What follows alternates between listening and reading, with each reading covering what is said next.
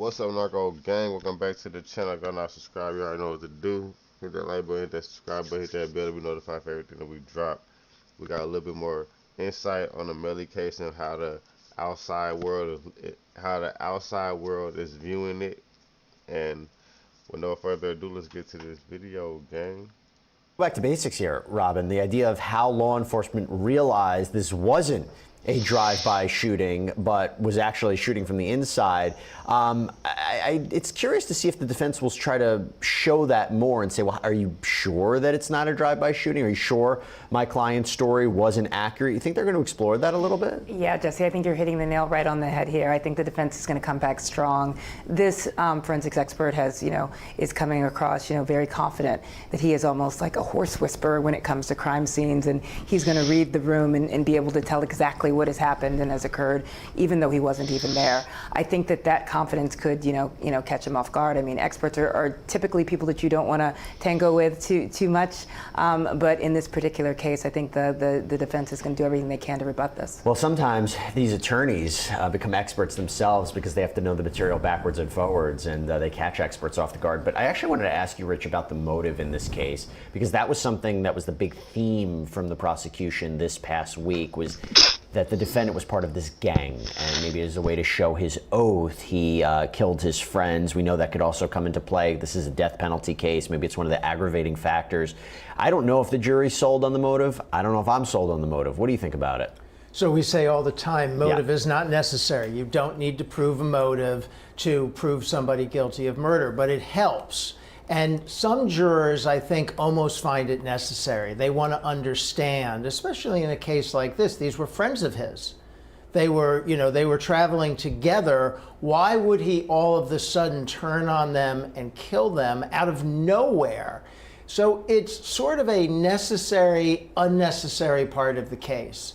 And I think it was helpful that the prosecution has something of a theory, because prior to this week, I hadn't really heard anything about what the motive was, but still not that strong a theory, I don't think. The reason I'm asking is because then the jury has to accept that he did this and staged it as a drive-by shooting. That takes planning, that takes effort, that's very specific, you know what I mean? And I don't know if that's a lot for the jury to accept, but then again, we've seen people create all kinds of elaborate schemes. Yeah, I agree. I think that this is really going to be a stretch of the imagination that someone would murder their childhood friends in a staged drive-by, who is a successful rapper on the top of his career, someone who can barely respond to text messages, they purport, but had the time and the wherewithal to kind of plan this elaborate drive-by instead of just having one of his goons or other person take him out. Now let's be clear. There is evidence that was put forward by the prosecution to signify that Mr. Devins is responsible, particularly that, I think, was that Instagram post or that social media post where he basically takes ownership over what happened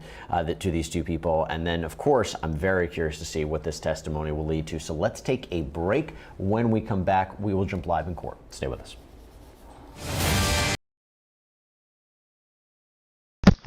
They showing I guess the car that they was in that night. They got that they was I guess that is it.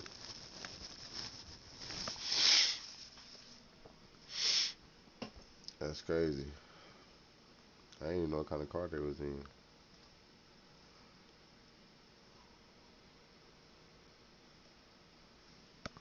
I'm thinking not guilty, y'all. This is giving not guilty. Everybody is saying that they unsure. The prosecutor don't have enough evidence. The defense got a whole lot of shit to come back with. Even if somebody is guilty, it's probably gonna be Borland, honestly. I don't think it's gonna be Melly. Shit crazy, y'all. Okay. So if there's anything you need to refer to your report, just let us know so you can refresh your recollection. Yes, ma'am. Okay. So you said December 17th, 2021, sorry. Yes. Okay. And did you document the evidence tape and the seals on this car? I did. Going on to the side view of the vehicle, what are we looking at here? This is the side of the vehicle that has defects in it, and I'm going to zoom in a little bit. Are these letters things you put on there? These letters were placed by the Miramar Police Department. When you continued with your trajectory and shooting reconstruction, did you maintain the same letters when referring to the various defects? I assumed these letters. Okay.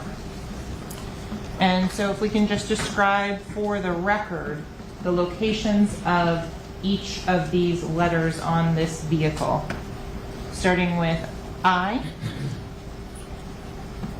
I would be in the passenger side rear door panel, exterior panel. Okay. J, Same, K, same, L, same, M. same. Okay, moving on to N, O, and P. These projectiles site marks are on the passenger side front door exterior. And again, in this next photo, what are you documenting? These are the seals.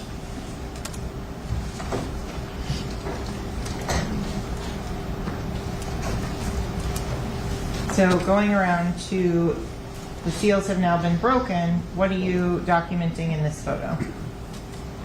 This would be the driver's side rear door that is ajar, with a photograph showing the door ajar and the compartment area of that passenger side.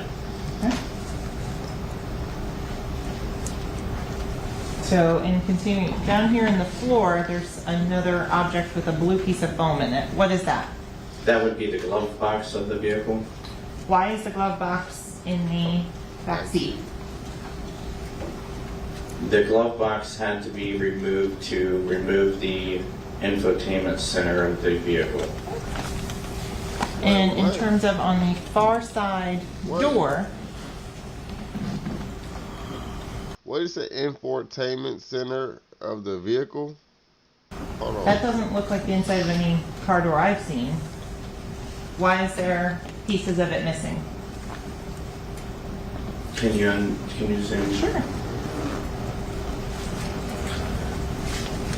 So all the black plastic's been removed? from Correct. the passenger So that was removed for a footwear examination that was done on the vehicle.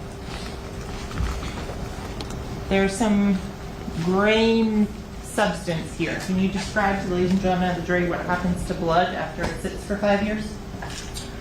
Blood begins to Oh, no, break man. down after time, and actually it has bacteria, or if you will, as organisms that begin to break it down. DNA is in there, obviously, so it actually begins to eat itself, if you will, and that's essentially what is left behind. And so going forward now through the photographs, I want to get to some of the ones with the individuals in the Tyvek Smurf suits. Starting here on Smurf suits. 4851, what are you documenting in this particular image?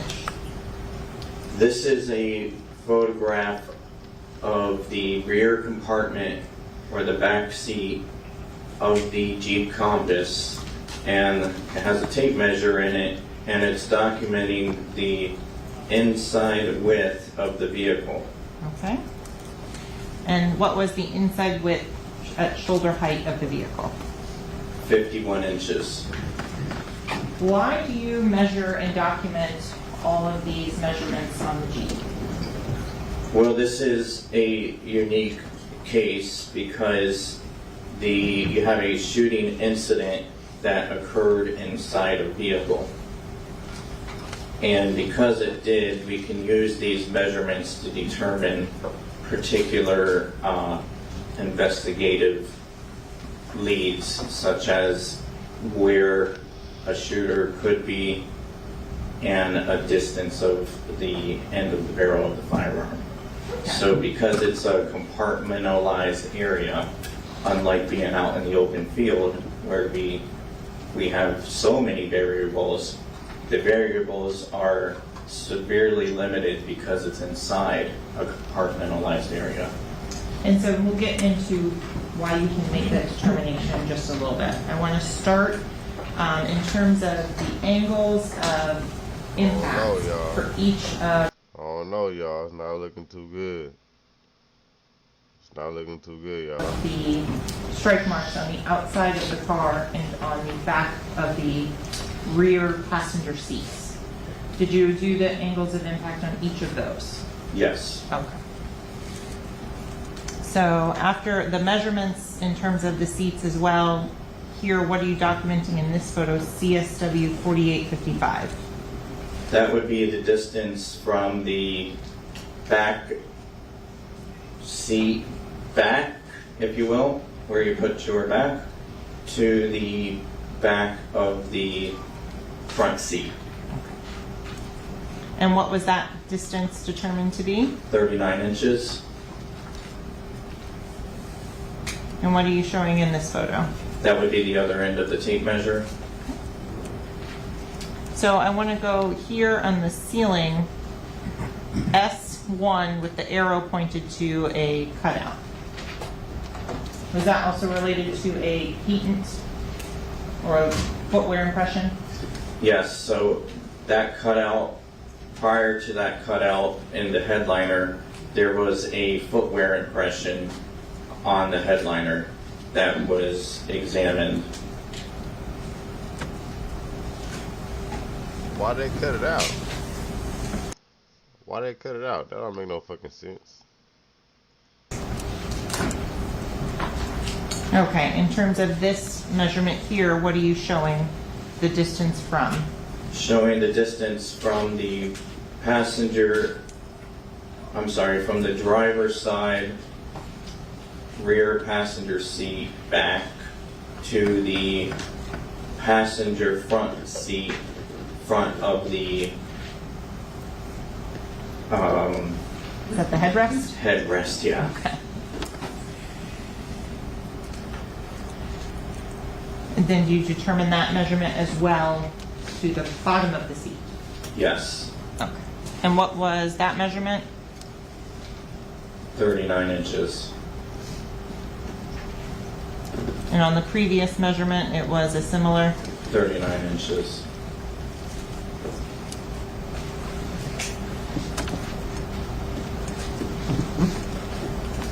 So in terms of going forward in the reconstruction process, once you have put in all the trajectory rods and gotten the angles, what's the next step that you need to do? From here, I continued my analysis of the vehicle. Because of the fact that I found the two projectiles, I wanted to ensure that anything else relevant to the investigation was collected, so I examined the vehicle further. Okay, so I'm going to show defense counsel what's been marked as states quadruple E for identification purposes only. Do you recognize the exhibits in states quadruple E? I do. And how do you recognize those?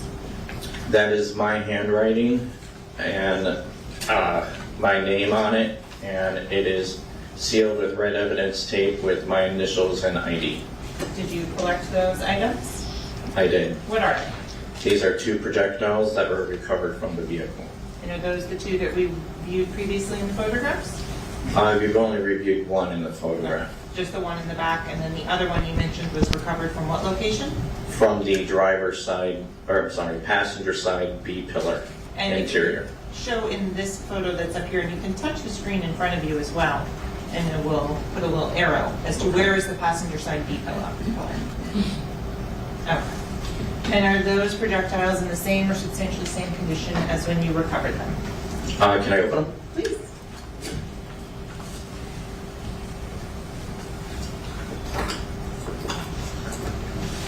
Scissors would be fine.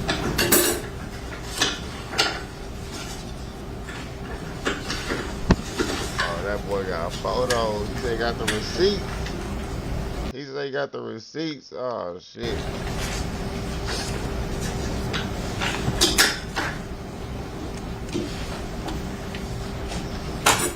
Oh shit, boy got them bitches sealed. Nigga, ain't nobody look. You ain't got them bitches sealed, you gotta cut into that bitch.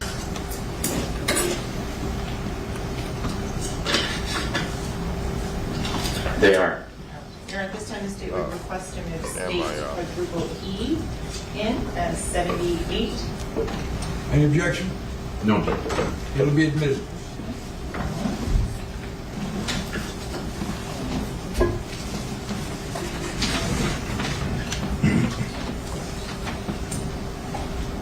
States quadruple E will be marked states number 78.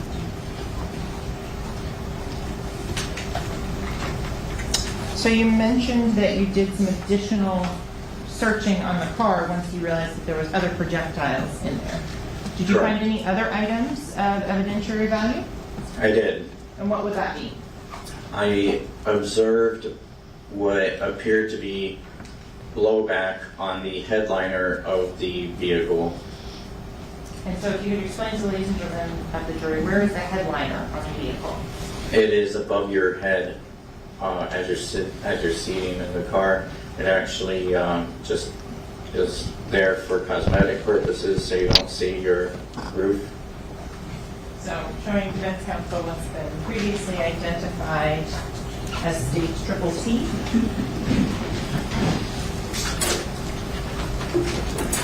Sergeant, do you recognize state what's been marked for identification as states triple T? I do. How do you recognize that item? This is my handwriting, my name. It is sealed with red evidence tape with my initials and ID. And what is that item? This would be the headliner with the blowback on it that I cut out. And do you recall on what date you cut that out? That was cut out on December, may I just look over Or does it the reflect on the packaging? in Oh any yes, way? 12/17 of 21. And is that in the same, essentially same condition as when you recovered it? Mayor? Please.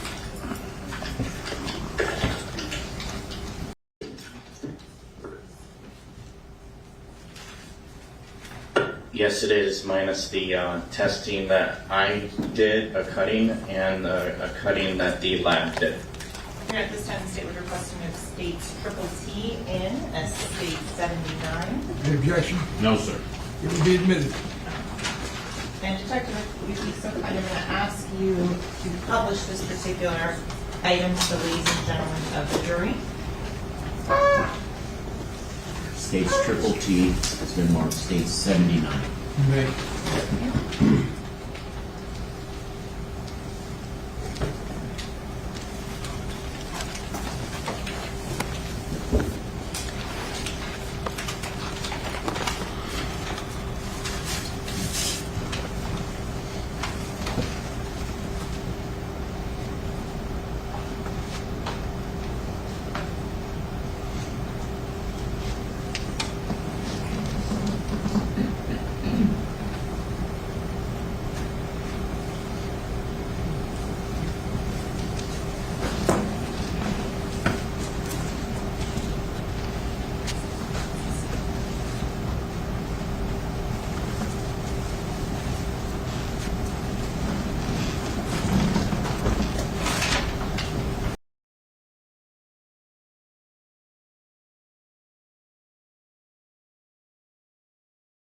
Connected those dots. Well, it sounds like a busy day, rowdy atmosphere. People were talking during your live shot, Terry. Don't they know that Terry Austin is doing the hard-hitting reporting? They need to quiet down, but it's okay. I know you have to head into that courtroom. Thank you for your reporting. Great as always. And we're going to see you later, Terry. Thank you again. Thank you, Jeff. All right, take a quick break.